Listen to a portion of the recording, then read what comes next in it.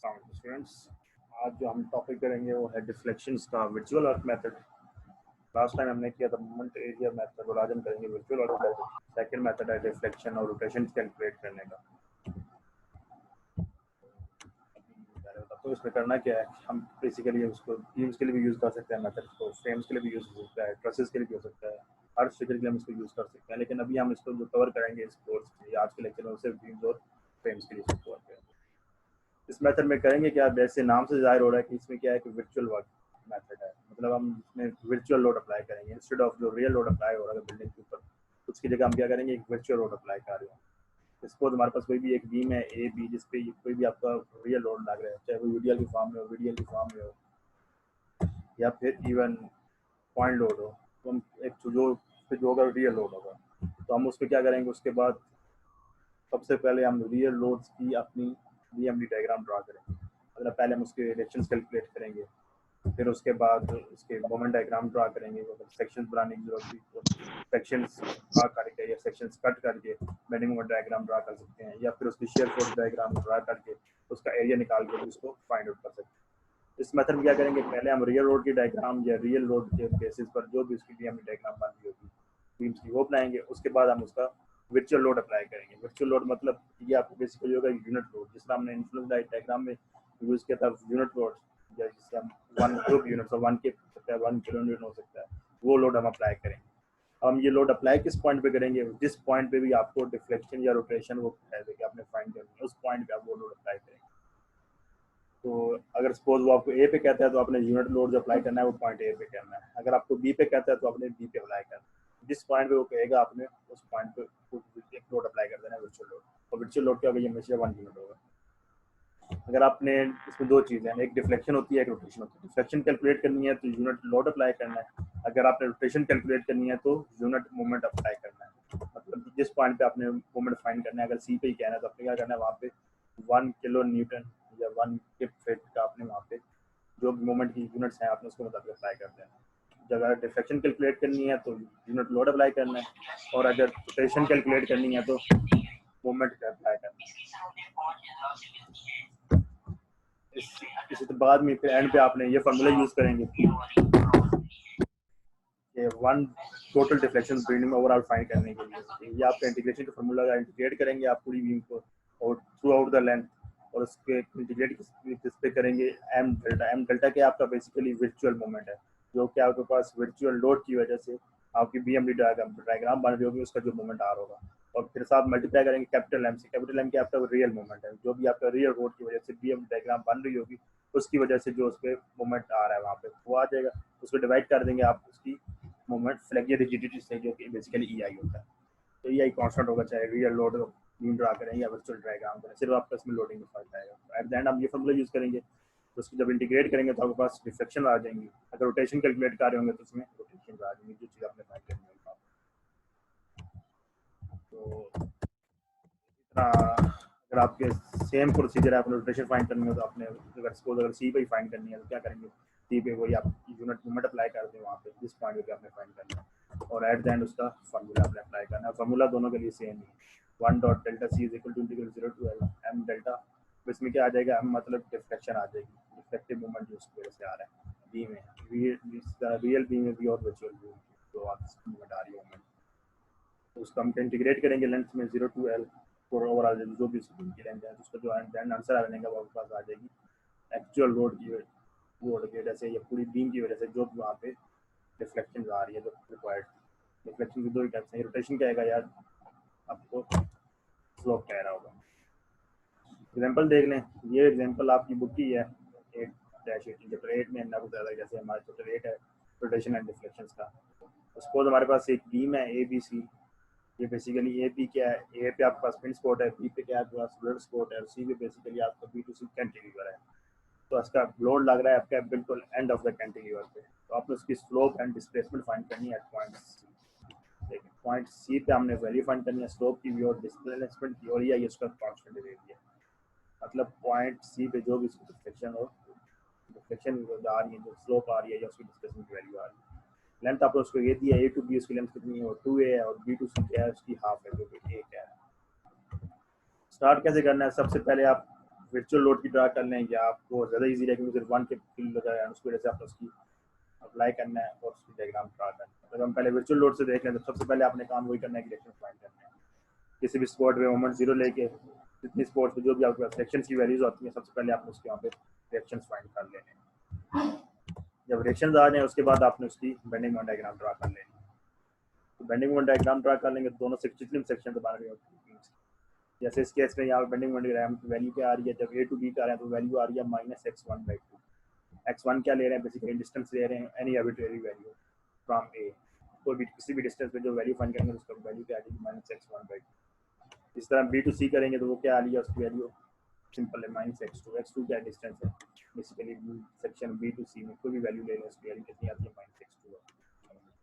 इस तरह अगर आप रियल बीम को देख लें तो उसके भी आपने काम वही करना है। सबसे पहले आपने उसके रिएक्शंस फाइंड आउट करने हैं। रिएक्शंस फाइंड आउट हो जाए उसके बाद आपने उसकी bending moment diagram draw bending moment diagram draw करके आपने फिर ये वैल्यूज जो भी हैं स्पोर्ट्स पे तो आपको डायरेक्ट मिल जाएंगी वैल्यूज, मतलब ए पे क्या आ रही है वैल्यूज, बी पे क्या आ रही है या एंड पे सी की वैल्यूज क्या आ रही है।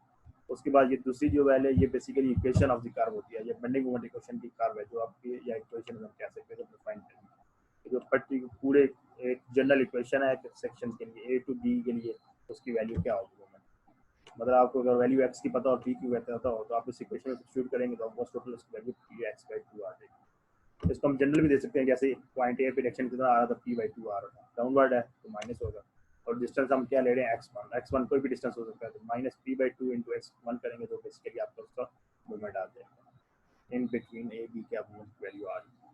तो आपने जितने भी पॉइंट्स हो या जिन पॉइंट पर लोडिंग चेंज हो रही है जिन पे स्पोर्ट्स हो उन पे तो आपको मूवमेंट डायरेक्ट आ जाएगा, रिएक्शन कैलकुलेट करेंगे उसके बाद मूवमेंट आ जाएगा। लेकिन उसके बाद आपने इक्वेशन मूवमेंट कर्व भी लिखनी है कि वहाँ पे मूवमेंट कर्व की इक्वेशन क्या बनती है। तो उसके लिए आपने यही करना है कि किसी भी एक साइड से आर्बिट्रेरी डिस्टेंस जिम कर लें, एक साइड से x1 कर लें, दो सेक्शन में x2 कर लें, अगर इसमें कोई और तीन स्पोर्ट्स आ जाती हैं तो दूसरे को x3 कर लें। उनकी आपने फिर इक्वेशन ऑफ कर्व लिखनी है या खुद लिखनी है। वो basically movement equation of movement सी होगी उस पर्टिकुलर सेक्शन के लिए। और एट द एंड मैंने आपको बताया था कि इसके लिए हम सिंपल मूवमेंट का फॉर्मूला यूज़ करेंगे। वो क्या है, वन जो कि बेसिकली आपका वर्चुअल लोड मूवमेंट है इनटू डेल्टा सी जो कि आपके पास रियल डिफ्लेक्शन है इज इक्वल टू इंटीग्रेट करेंगे 0 to L m delta m over EI into D x. अभी हमारे पास दो सेक्शन बन रहे हैं यहाँ पे ना, एक A to B बन रहा है दूसरा B to C बन रहा है।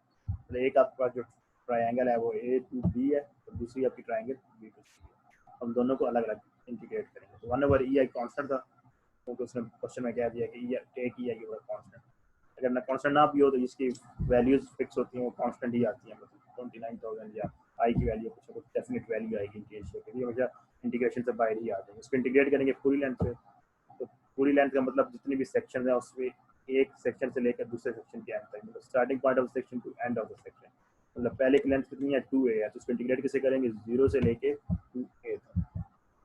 और उसके बाद पहले इसका वैल्यू आ रहती है वर्चुअल मोमेंट की m डेल्टा वाली, तो वो वैल्यू कितनी आ रही थी -x/2 पहले इक्वेशन ऑफ इनटू मल्टीप्लाई करेंगे रियल मोमेंट की। रियल मोमेंट इक्वेशन क्या थी -px1/2, साथ में वो आ जाएगी माइनस इनटू मल्टीप्लाई कर देंगे इनटू dx1 क्या है इसको सेक्शन 1 से ले रहे हैं प्लस तेरा सेकंड सेक्शन का आ जाएगा 1 over EI integrate 0 to a।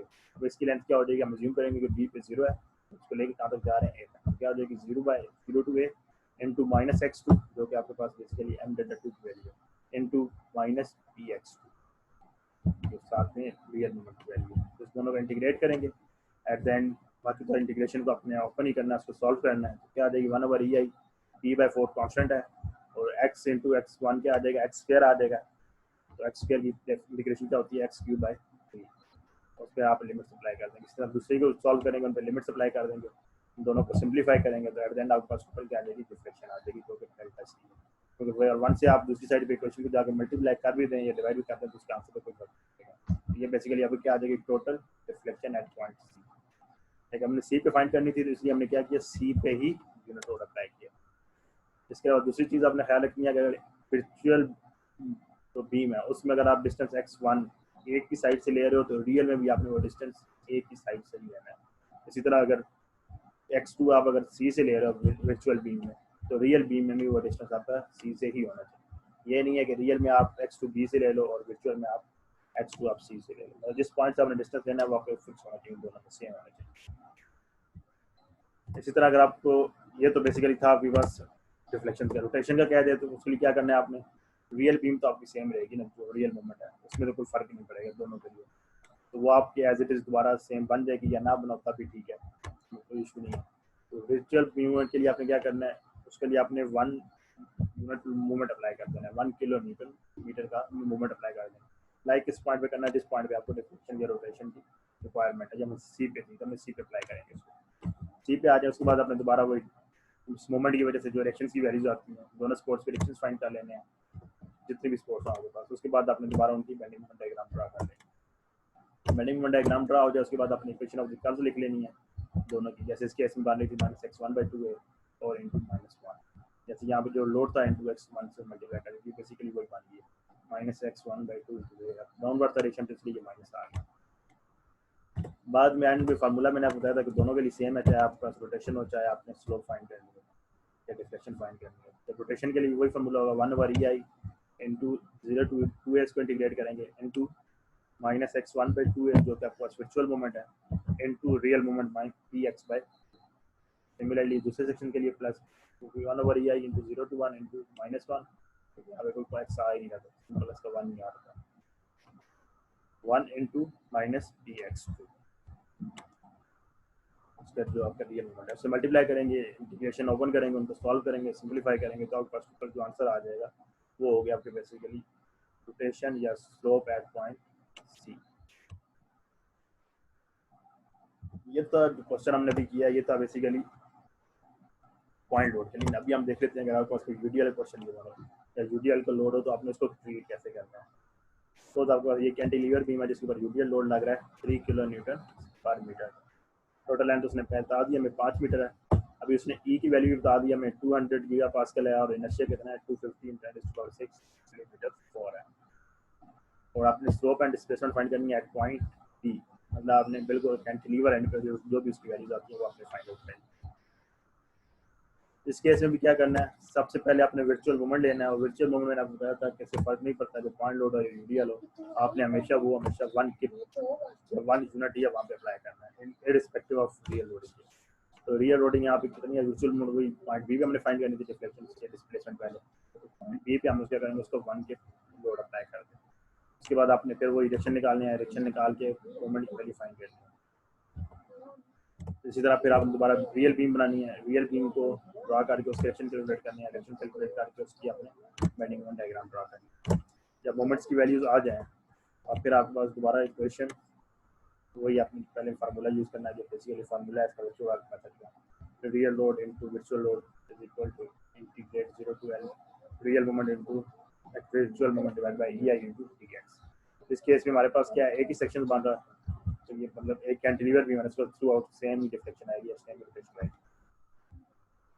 इस केस में क्या होगा आपके पास -x जो कि आपके पास यहाँ पे बेसिकली डिफ्लेक्शन है और कैंटिलीवर की 1 की वजह से जो मजबूत मिसकार है -1, क्योंकि यहाँ पे 1 लोड है तो इधर भी यहाँ पे इसका डायरेक्शन आएगा वो आपका 1 ही आएगा, तो 1 इंटू डिस्टेंस x ले लें। अभी इसने डिले ही b से लिया है तो डायरेक्शन सुपरपोज करने की जरूरत नहीं है, सिंपल आप 1 इंटू x भी कर सकते हैं b से अगर आप सकते हैं।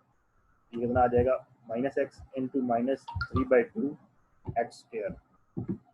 3/2 की आपका बेसिकली रियल क्या है तो क्या आपको इसमें कन्वर्ट किया है यूडीएल को एक्चुअल रियल लोड को, सेंट्रॉइड पे जब इसको अप्लाई करेंगे तो -3/2 x स्क्वायर हो जाएगा।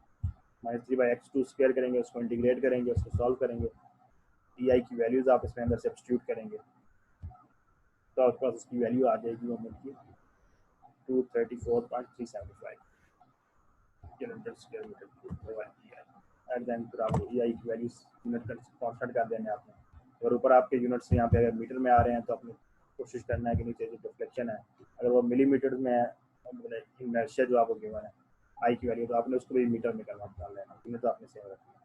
इस तरह अगर आप डिफ्लेक्शन आपको गीगा पास्कल में गिवन है, लोड आपका किलो न्यूटन में है तो गीगा पास्कल को आपने किलो न्यूटन में कन्वर्ट करना है। गीगा पास्कल किलो न्यूटन में कैसे कन्वर्ट आ जाएगी, गीगा पास्कल में पता है 10⁻9 होता है, किलो न्यूटन होता है 10⁻3, तो पीछे क्या आ जाएगा 2000 × 10⁻6, तो किलो न्यूटन में चला जाएगा, किलो न्यूटन से कन्वर्ट कैंसिल आउट हो जाएगा, मीटर के मीटर खुद से कैंसिल हो जाएगा, एट द एंड आपके पास एंटी आ जाएगी 0.0469 मीटर। और एट द एंड क्योंकि ये बहुत छोटी वैल्यू है तो उसको हम मिलीमीटर में बता सकते हैं, लेकिन 4.7 मिली जो कि बेसिकली डिफ्लेक्शन है। सेम काम आपने करना है। अगर आपको उसके लिए कहा गया है कि आपने वहाँ पे स्लोप भी फाइंड करनी है, तो उसके लिए वही आपने पॉइंट बी पे करना है, यूनिट मूवमेंट अप्लाई कर देना है। मूवमेंट अप्लाई करने के बाद आपने कोई सेम फार्मूला यूज़ करना है, लेकिन सब फार्मूला में चेंज कर यहाँ पे स्लोप एट पॉइंट भी आपने फाइंड करना है।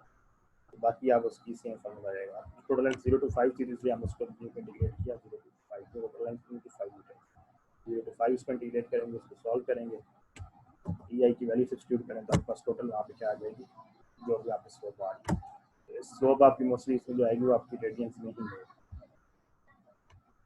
स्लोप रेडियंस में जो भी आपको चीज़ें आ रही है।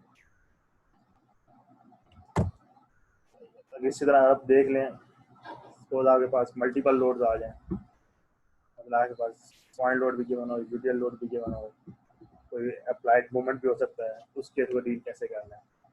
जैसे ये हमारे पास एक बीम है ए बी सी डी, इसमें क्या है, पॉइंट बी पे आपके पास पॉइंट लोड लग रहा है और ए पे क्या आपका एक्सटर्नली अप्लाइड मूवमेंट है जो कि 14 किलोमीटर मीटर। तो आपको उसने कहा गया है स्लोप एंड डिस्प्लेसमेंट फाइंड करनी है पॉइंट बी। बाकी ई की वैल्यू उसने वही रखी है, आई की वैल्यू भी वही है 60 एंड 6 मिलीमीटर 4। तो इसमें क्या है कि फ़र्क नहीं पड़ता कि आपके पास कितनी मर्जी लोडिंग की हो। जब ये होगा कि जब ज़्यादा लोडिंग होगी तो पीएमडी डायग्राम बनाना थोड़ा सा डिफिकल्ट हो जाएगा।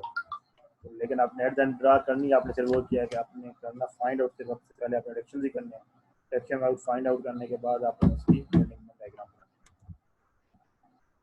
जैसे हम इस केस को देख लें, अभी बी पे फाइंड करनी है तो सबसे पहले हम बी पे क्या करेंगे, यूनिट लोड अप्लाई करेंगे 1 किलोमीटर, जो कि बेसिकली पर डिस्प्लेसमेंट के लिए होगा। उसके बाद आपने फिर वो डायरेक्शन भी कैलकुलेट करने हैं। मैंने आपको बताया था कि हमारा ये कोर्स जो सारा डिटर्मिनेट स्ट्रक्चर्स के लिए है, तो हम इसके लिए मोस्टली आपके पास दो स्पोर्ट्स ही आ रही हैं, एक पिन होगी, एक रोलर होगी, एक फिक्स होगी। तो तीसरी की आप कंडीशन नहीं होती, मोस्टली दो स्पोर्ट्स ही होंगे डिटर्मिनेट स्ट्रक्चर में आपके पास। अगर ज़्यादा स्पोर्ट्स होंगी तो अनडिटर्मिनेट बन जाएगा, अगर कम स्पोर्ट्स होंगी तो उससे आपका अनस्टेबल हो जाएगा। इसलिए जनरली आपके पास दो स्पोर्ट्स आ रही होंगी आपके पास स्पोर्ट्स। उसके बाद अपने डायरेक्शन कैलकुलेट हो जाए, उसके बाद आपने बेंडिंग मोमेंट डायग्राम भी ड्रा करनी है।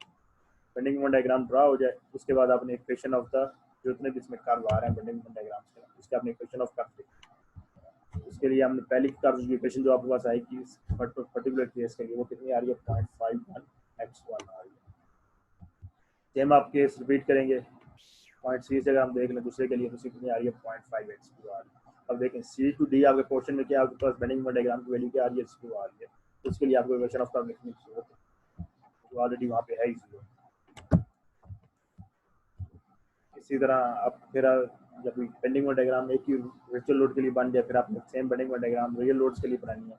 वही मतलब काम आपने जो बेसिकली सबसे पहले आप उसके डायरेक्शन कैलकुलेट कैसे करना है, बेंडिंग मोमेंट डायग्राम कैसे ड्रा करना है, डायरेक्शन कैलकुलेट करें, उसके बाद बेंडिंग मोमेंट डायग्राम की ड्रा करें इसके लिए। फिर आपने डिसाइड वही करना है कि x1 अगर आप वर्चुअल में ए से ले रहे हो तो रियल में भी आपने ए से ही लेना है, और अगर सी से आप x2 ले रहे हो तो रियल में भी आप x3 से लो। वो वैल्यूज आ जाए उसके बाद अपने बेंडिंग मोमेंट डायग्राम की इसकी वैल्यू इक्वेशन लिख लेनी है। जैसे यहाँ पे 40 - x1 हो गई, 40 - x1 की हो गई क्योंकि यहाँ 14 का था applied moment, applied moment 14 -1 × x1, क्योंकि यहाँ पे रिएक्शन कितना 1 आ रहा है, 1 × x1 करेंगे तो 1 ही आएगा, 1 लिखें हम लिखने की बात, इसलिए ये आ जाएगी 40 - x1 इंस्टेड ऑफ रिएक्शन के नहीं आ रही क्योंकि यहाँ पे अप्लाइड मोमेंट है 14, इसलिए यहाँ पे अप्लाइड मोमेंट है उसको वैल्यू माइनस हो रही है क्योंकि उसकी डायरेक्शन आउटपुट बेकार नहीं, अगर सेम होती तो ये ऐड अप हो जाए। इस तरह सेकंड क्वेश्चन के लिए इक्वेशन ऑफ करके हो जाएगी 6x2 हो जाएगी। जब आपके पास बेंडिंग मोमेंट डायग्राम्स बन जाए फिर आपने वो इंटीग्रेशन वाला फार्मूला यूज़ करना है और आपके मोमेंट इंटीग्रेट करेंगे 1/1 इंटीग्रेट पहले भी करेंगे ए टू बी सेक्शन में जहाँ पर डायग्राम चेंज हो रही है, जहाँ पर इक्वेशन ऑफ कर्व जाके स्ट्रेट हो रहा है वहाँ तक करेंगे। अगर एज्यूमिंग कि हमारा कर्व कुछ ऐसे बन जाता है कि ए टू सी ऐसे चला जाता है, फिर हम इसको इंटीग्रेट करते हैं थ्रू आउट करेंगे 0 to 4 हम इसको इंटीग्रेट करते हैं, जहाँ पर कर्व में चेंज आ रहा है वहाँ तक आपने इसको इंटीग्रेट करना होता है। अब ये 0 to 2 आ रहा है मतलब ए टू बी चेंज आ रहा है, 0 to 2 × 0.5x1 जो तक बस वर्चुअल किया into real 14 - x1 into dx1 plus second portion के लिए 1/i, इसके लिए भी कितनी है 0 to 2 है, b to c distance square, c से ले लें b की तरफ जाए तो भी कितना है 2 metre, 0 to 0.5x2 into 6x2 plus 3 वाली जब लिखे ना लिखेंगे वहाँ पे ऑलरेडी उसकी वैल्यू 0 है, लिखते हैं तब भी ठीक है, ना लिखें तब भी ठीक है। वैल्यू इसमें 0 ही आती है। एंड देन फिर अपने पास इंटीग्रेशन ओपन करनी है, उसको फर्दर सिंप्लीफाई करना है और एट देन अब उसका आंसर आ जाएगा। अब यहाँ पे अगर ब्रैकेट इंटीग्रेशन करते हैं, उसने क्या किया, पहले ब्रैकेट्स को ओपन कर दिया, एक आपकी एक्स में चली गई, दूसरी आपके पास एक्स स्क्वायर में चली गई, यहाँ से भी दूसरी टर्म आपके पास एक्स स्क्वायर का।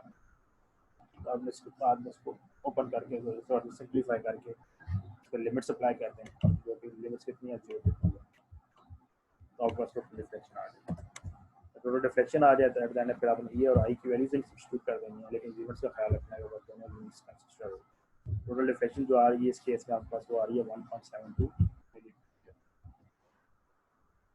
अगर आपने पॉजिटिव का मतलब वो ये है कि डाउनवर्ड डिफ्लेक्शन आ रही है ना आपके पास, तो जो आपने डिफ्लेक्शन एज्यूम किया वर्चुअल लोड, अगर हमने वर्चुअल लोड डाउनवर्ड इसमें एज्यूम किया, तो अगर इसकी वैल्यू पॉजिटिव आती है तो इसका मतलब है डिफ्लेक्शन क्या उसमें डाउनवर्ड आ रही है।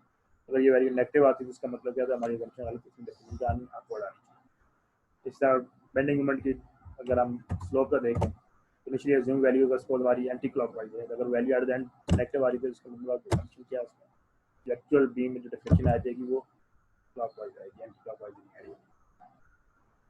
सेम काम आपने फिर स्लोप के लिए करना है, वो अप्लाइड मोमेंट अप्लाई करना है, यूनिट मोमेंट, और यूनिट मोमेंट लेके फिर आपने उसकी डायरेक्शन कैलकुलेट करनी है, डायरेक्शन कैलकुलेट करके आपने उसकी बेंडिंग मोमेंट डायग्राम ड्रा करना है।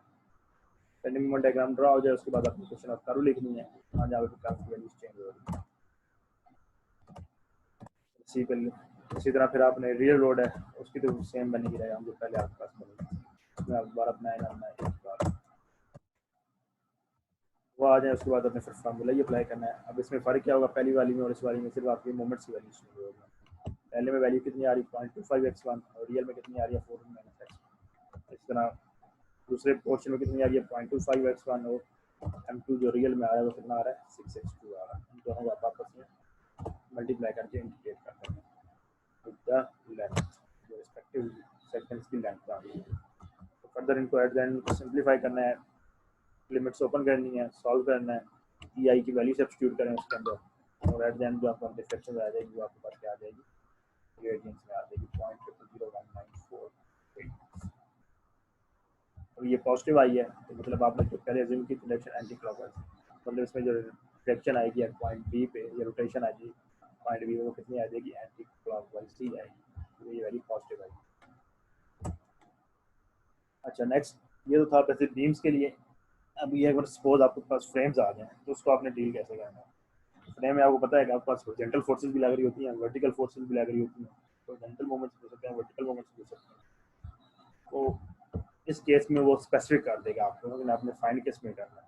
स्लोप तो चलो बी में डिफ्लेक्शन आ जाएगी, रोटेशन है वो तो आप 360 डिग्री रोटेशन होती है पूरा फ्रेम में, तो उसके अंदर आपको स्पेसिफिक नहीं करेगा सिंपल आपने स्लोप में फाइंड करना। लेकिन जब डिस्प्लेसमेंट करेगा तो स्पेसिफिक करेगा आपने वर्टिकल डिस्प्लेसमेंट फाइंड करनी है या हॉरिजॉन्टल डिस्प्लेसमेंट फाइंड करनी है। जैसे इस केस में उसने कहा है कि हॉरिजॉन्टल डिस्प्लेसमेंट फाइंड करनी है पॉइंट सी, मतलब पॉइंट सी पे हॉरिजॉन्टली डिस्प्लेसमेंट आती है जो कि बेसिकली आपकी एक्स एक्सिस में डायरेक्शन जो डिस्प्लेसमेंट आ रही है वो आपने फाइंड आउट करनी है। एक ये चीज़ फाइंड करनी है और सेकंड पोर्शन में वो कह रहा है कि आपने बेंडिंग मोमेंट डायग्राम भी ड्रा करनी है पूरे फ्रेम। लास्ट टाइम क्वेश्चन में जितने भी किए हैं सिंपल आपने फार्मूला अप्लाई करना है, आपके पास क्या आ जाएगी सिंपल उसकी वैल्यू आ रही है। किसी भी पॉइंट पर लोड अप्लाई करने के बाद वहाँ पर स्पेसिफिक डिस्प्लेसमेंट की वैल्यू कितनी आती है या स्पेसिफिक उसकी रोटेशन की वैल्यूज क्या आती है। लेकिन अगर पूरी बेंडिंग मोमेंट डायग्राम फाइंड करनी है तो वो आपने फिर दोबारा ड्रा करना है। मतलब उसने दूसरे क्वेश्चन वो भी कह दिया कि किसी फ्रेम की रोटेशन भी फाइंड करें, डिफ्लेक्शन भी फाइंड करें और बेंडिंग मोमेंट डायग्राम भी ड्रा करें और साथ में उसका डिफ्लेक्टिव कैलकुलेटर बनाना है आपको, और ये एक वैल्यू आपको ये बनाना है। इस केस में क्या आपके पास पॉइंट लोड भी अप्लाइड है और यूनिट लोड भी है, पॉइंट यूनिट भी है आपके पास, दोनों लोड अप्लाई हो दोनों फ्रेम में। तो अपने डील कैसे करना है, सबसे पहले आपने कहा मेरे रिक्वायर्ड था कि रियल बीम है या रियल फ्रेम है, इसके पहले आपने वही डायरेक्शन कैलकुलेट कर लो। तो डायरेक्शन कैलकुलेट करेंगे, एक पे 12 आ रहा है दूसरे पे 12 आ रहा है, मतलब वर्टिकल आ रहा है, सेंटर्स आप कितने आ रहे हैं, एक 16 आ रहा है दूसरा आपके पास 4 आ रहा है, जो कि अप्लाइड आगे डीके नंबर सीधे तो आ जाए। उसके बाद आपने दोनों फ्रेम्स के लिए अलग अलग मूवमेंट की क्वेश्चन लिखे, जितनी भी लेग्स आ रही हैं उसके अंदर फ्रेम्स की दोनों के लिए बेंडिंग मूवमेंट की क्वेश्चन क्या आ रही हैं। बेंडिंग मोशन क्वेश्चन मैंने आपको बताया था तो उसमें इफेक्ट सिर्फ उसका आता है कि जिस पे लोड के परपेंडिकुलर जो लोड लगे हैं वो उससे एग्जिस्ट करते हैं, उसके लोडिंग में काउंट होते हैं बेंडिंग मोमेंट के लिए। तो इसमें कितना लोड आ रहा था 16 आ रहा था ना, 16 इंटू डिस्टेंस हमने क्या लिया ऐसे x1 आ रहा था, क्या देगा 16 इंटू x1 माइनस यूडीएल की वजह से। यूडीएल कितना आ रहा है आपका 2x आ रहा है, 2 इंटू टोटल लेंथ कितनी है 6 है, इंटू उसको मिड में लगा के 3 से मल्टीप्लाई करेंगे तो क्या आ जाएगी 6 हो जाएगी, तो ये 6x/6x हो जाएगी, तो क्या आ जाएगा x1 का स्क्वायर हो जाएगा। इसी तरह आप x2 से करेंगे तो मतलब उसका हम C2 वैल्यू x2 से अगर ले रहे हैं तो उसमें वर्टिकल लोड क्या आ रहा है आपको 12 kN जो है, तो 12 इंटू x2 आ जाएगा। इसी तरह ये तो बेसिकली आपके पास दोनों इक्वेशन तो कर भी हमने इधर डायरेक्ट लिख ली है वर्चुअल के लिए। इस तरह आपने रियल के लिए करना है दोबारा काम। ये तो बेसिकली आपका वर्चुअल, सॉरी पहले ये तो हमें रियल के लिए किया जो अप्लाइड लोड 4 के लिए फिर आपने अपने वर्चुअल के लिए करना है। वर्चुअली उसने कहा था हॉरिजॉन्टल डिस्प्लेसमेंट फाइंड करना, तो आपने सिर्फ हॉरिजॉन्टली लोड अप्लाई करना है 1 किलोमीटर। तो फिर अगर वर्टिकली कहता तो वर्टिकली इसको अप्लाई लोड कर, हॉरिजॉन्टली अप्लाई करेंगे उसके बाद आपने वो रिएक्शंस कैलकुलेट करने हैं। रिएक्शंस कैलकुलेट करने के बाद बाकी लोडिंग मतलब उसमें तो कोई आती नहीं है, वर्चुअली अप्लाई करेंगे जहाँ पर सिर्फ एक पॉइंट पे आपके पास लोडिंग आ रही है, जो भी हमेशा पॉइंट लोडिंग होगी। उसके बाद आपने इक्वेशन ऑफ कर्व लिखनी है जितनी भी लेग्स ऑफ द फ्रेम तो सब के लिए। M1 क्या आ जाएगी, x1 आ जाएगी x1 की वजह से जो वैल्यू आ रही है। इसी तरह M2 की वैल्यू कितनी आ रही है 1.2 x2 due to this load. फिर एट द एंड आपने वही फॉर्मूला यूज करना है दोनों लेग्स के लिए अलग अलग। पहले के लिए क्या आ जाएगा इंटीग्रल 1/1.5 EI इंटू x1 क्या आ जाएगा बेसिकली ये रेंटल वाले वर्चुअल लोड का इंटू 16x1 माइनस x1 का होल स्क्वायर। इस तरह +1/EI जो सेकंड फ्रेम है उसके लिए into 1/2 x1 into 12x2 into dx आ जाएगा। अब इसको सॉल्व करेंगे एट द एंड आपको इस आंसर को सिंप्लीफाई करना है तो आपके पास क्या वैल्यू आ जाएगी टोटल आपके पास वहाँ पे EI की वैल्यू सब्स्टिट्यूट कर दें एंड में जाकर उसको इंटीग्रेट करें सॉल्व करें तो आपके पास टोटल आ जाएगी वहाँ पे वो कितनी आ रही है 28.8 मिलीमीटर पॉजिटिव। पॉजिटिव का मतलब हमारी इनिशियल असम्पशन थी होती है पॉजिटिव, उसमें डिफरेंस आ रही है 28.8 मिलीमीटर। इसी तरह अगर आपको वर्चुअल आपको कहा जाएगा स्लोप फाइंड करनी है तो उसके लिए क्या करना है वही आपने सी पे क्या करना है, रियल का तो सेम रहेगा, वर्चुअल के लिए क्या होगा आपके पास वही 1 यूनिट लोड अप्लाई करना है पॉइंट सी पे। उसके बाद आपने इसके रिएक्शन कैलकुलेट करनी है, रिएक्शन सेम प्रोसीजर और रिएक्शन कैलकुलेट हो जाए उसके बाद आपने इक्वेशन ऑफ द कर्व लिखनी है। यहाँ पे क्या है हॉरिजॉन्टल लोड 0 अप्लाई हो रहा है, इस कर्व की इक्वेशन का ऑटोमेटिकली 0 हो जाएगी। इसी तरह दूसरी इक्वेशन की कर्व आपने फाइंड आउट करनी है, फिर आपने सिंपल फार्मूला लिखना है और इंटीग्रेट करना है उन दोनों को और सिंप्लीफाई करना है। पहले वाला जो गेट इंटीग्रल ही आपको 0 हो जाएगा क्योंकि उसके लोड का यहाँ पे मूवमेंट क्या आ रहा है वर्चुअल मूवमेंट 0 आ रहा है। इस पूरे को आप बैक आप यहाँ पे इसको 0 कर सकते हैं। शो आप करेंगे उनको अपने वैल्यूज कैसे लिखी हैं, क्या क्या कौन कौन सी वैल्यूज दी हैं कैलकुलेशन में, ये डायरेक्ट यहाँ पे 0 आ जाएगा, उसको उसको मल्टीप्लाई करने की जरूरत नहीं है। प्लस सेकंड वाला आपको सॉल्व हो जाएगा, उसको आप इंटीग्रेट करेंगे सिंप्लीफाई करेंगे EI की वैल्यू सब्स्टिट्यूट कर देंगे तो आपके पास जान जाएगा कि वैल्यू आ रही है। ये वैल्यू पॉजिटिव आई है तो मतलब अपने इनिशियल जो असम्पशन थी एंटी क्लॉकवाइज ही आएगी। लास्ट में उसने कहा था कि आपने इसकी डायग्राम ड्रा करनी है बेंडिंग मोमेंट डायग्राम। तो वो जब आपके पास रियल व्यू के आपके पास सारे डायरेक्शंस आपके पास हैं हॉरिजॉन्टली भी वर्टिकली भी दोनों सपोर्ट्स पे, वो आपको मतलब इजीली उसकी ड्रा शेयर फोर्स डायग्राम भी ड्रा कर सकते हो। वो हमें लगता है अगर शेयर फोर्स परपेंडिकुलर हो जाएंगी इस तरह बेंडिंग मोमेंट डायग्राम भी इसकी आपको ड्रा कर सकते हो। पॉइंट ए पे क्या था आपके पास सपोर्ट थी तो वहाँ पे क्या था प्रिंस सपोर्ट मूवमेंट 0 हो जाएगा। सेकंड पॉइंट पे जाके आप खुद उसकी वैल्यूज कैलकुलेट कर लो मेंबर की, चाहे सिंपल उसकी एक लेग लेके एट द एंड सेम आपकी वैल्यू क्योंकि आपको दूसरे मोमेंट पे ट्रांसफर हो जाएंगी क्योंकि रिजिड फ्रेम है। तो इसी तरह पॉइंट बी पे कैलकुलेट कर लो, सी फिर सपोर्ट है सी मोमेंट बराबर पे आ जाएगा, उसका वैल्यू 0 आएगी। इसी तरह अगर शेयर में देख लो तो शेयर में क्या आ रहा है पिछली पहले उसमें 16 किलो न्यूटन है 16 आ जाएगा, उसका यूटीएल लग रहा है 16 माइनस 6 इंटू यूटीएल कितना है 2 है, 16 माइनस 2 12 और 16 माइनस 12 क्या आ जाएगा 4 आ जाएगा। इसी तरह अगर दूसरी साइड से देखें तो कितनी आ रही है -12 आ रही है, तो दूसरी साइड पे कन्वर्ट करेंगे तो वो भी यहाँ पे कितनी आ रही है -12 आ रही है या बस नेगेटिव हो गई। इस तरह आप दोनों डायग्राम भी ड्रा कर सकते हो अगर जब आपको करेक्शन है। रिफ्लेक्टेड शेयर मैंने आपको बताया था कि हमेशा बेंडिंग मोमेंट की हमेशा अपोजिट साइड पे होगी, तो बेंडिंग मोमेंट अगर आपको आउटसाइड जा रहा है दूसरी शेयर क्या हो जाएगी आपकी फ्रेम के इनसाइड पे होगी, तो आप इसकी डिफ्लेक्टेड शेयर भी इसकी गैस कर सकते हो। अब वैसे भी हमने देखा है कि इसमें पॉइंट सी पे डिफ्लेक्शन क्या आ रही है, पॉजिटिव आ रही थी 28.8 मिलीमीटर। पॉजिटिव का मतलब राइट साइड पे डिवाइड हो जाएगी, इसको इसकी यहाँ पे आ जाएगी। इससे भी आप shape of the curve gas कर सकते हैं, तो वहाँ पे इसकी कैसे बनेगी शेप, या डिफेक्टिव शेप उसकी कैसे बनेगी। इसी तरह नेक्स्ट चीज़ है कि बस एंगल फ्रेम हो सकते हैं। अगर एंगल फ्रेम आ जाए तो उसके लिए भी आपका सेम यही प्रोसीजर होगा जो मैंने अभी बताया। इस केस में क्या करें, जो डिस्प्लेसमेंट है पॉइंट सी पे आपने इसको फाइंड करनी है, तो vertical slope and vertical displacement, सिर्फ वर्टिकल डिस्प्लेसमेंट फाइंड करनी है और स्लोप और एंगल उसने बता दिया कि आपको फ्रेम में कितना है, 60 डिग्री है। पहले आपको ना भी गिवन हो तो आप तो डिस्टेंस गिवन होगा वर्टिकली तो आप खुद उसे निकाल सकते हो।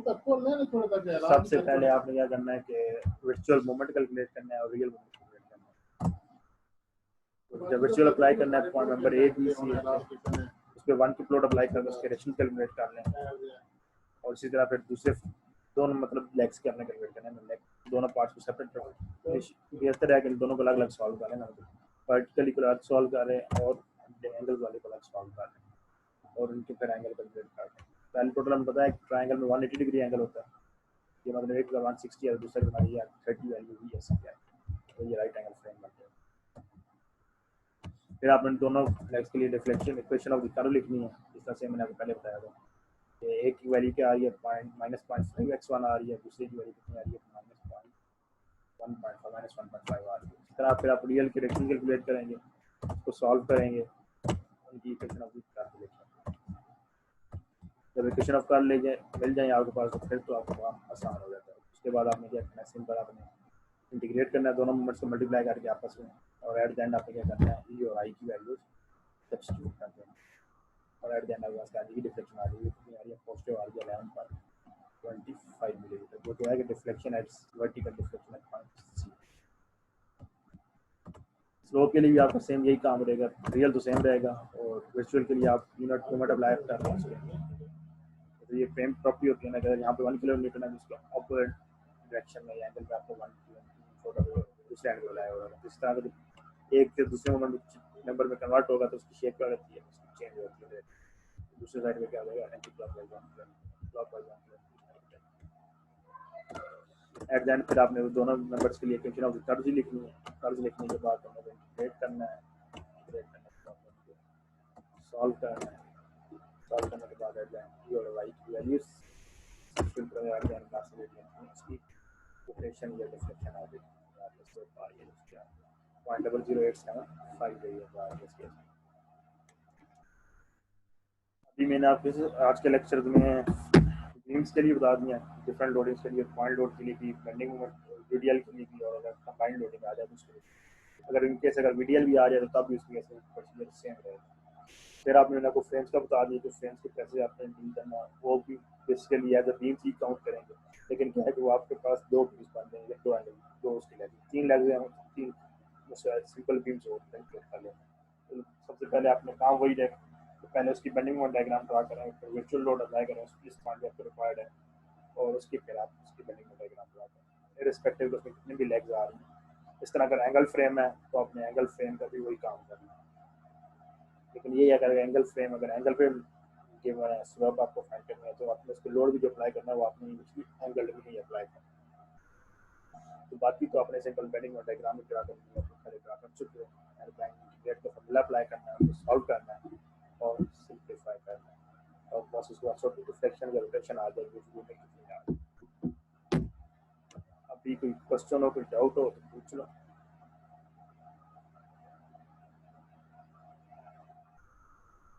अस्सलाम वालेकुम सर। सर जी ये पेपर का क्या सीन है सर, कब होगा? के बाद होंगे यूनिवर्सिटी में ही, फिलहाल यही न्यूज़ है।